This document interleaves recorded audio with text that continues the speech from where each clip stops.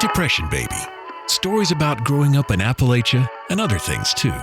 With my dad, Ray B. Rogers. On August 16th, 1929, I came into this world kicking and screaming. I reckon that made me a depression baby. Depression Baby is a World Songs media production.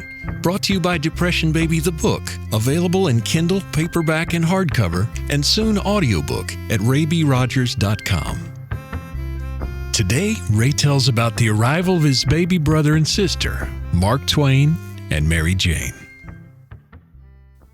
On January 26, 2013, my younger sister and brother were 80 years young.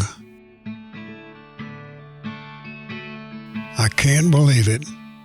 Neither can I believe that I am 3.5 years older than the twins. Our lives started in the Great Depression and have spanned several wars to presently arrive to endure the Great Recession. The changes in our culture and the way we live are nothing short of remarkable.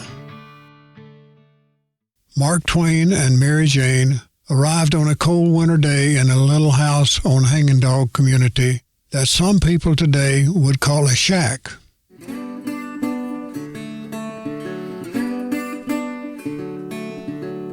Dr. Kirkpatrick usually attended the arrival of babies in our family, with a family member coming to help Mother for a few days.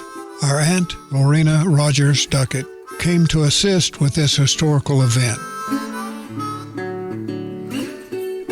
Pregnancy was at that time a modest development to be mostly attended to by women friends and family. Men were generally somewhat at arm's length. Children were not fully educated about the details of birth, except being told that they would soon have a new sister or brother. Of course, they watched what happened in the barnyard and developed some understanding of nature.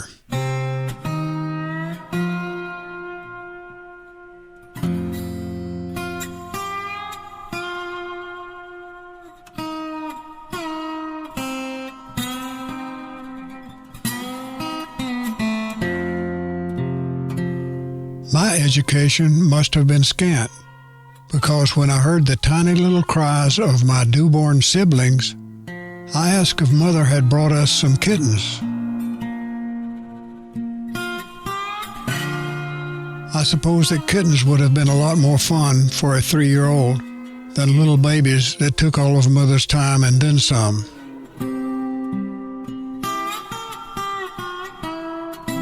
Soon I was brought into the act, and it was my job to help out with the little ones, being an always available babysitter and playmate. Of course, Sarah, my older sister, was a lot more help to my mother.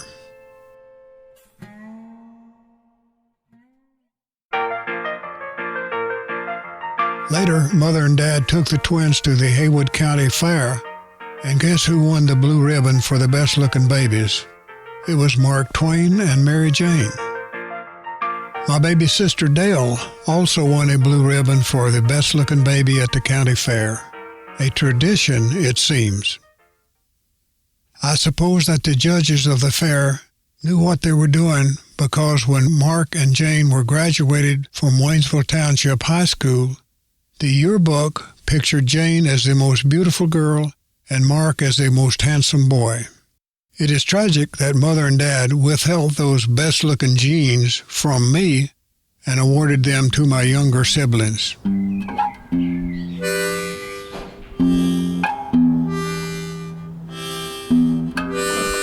Having passed the age 80 milestone, I am proud that my brother and sister are still filled with zest for life, and everyone they touch in any way receives a unique joy.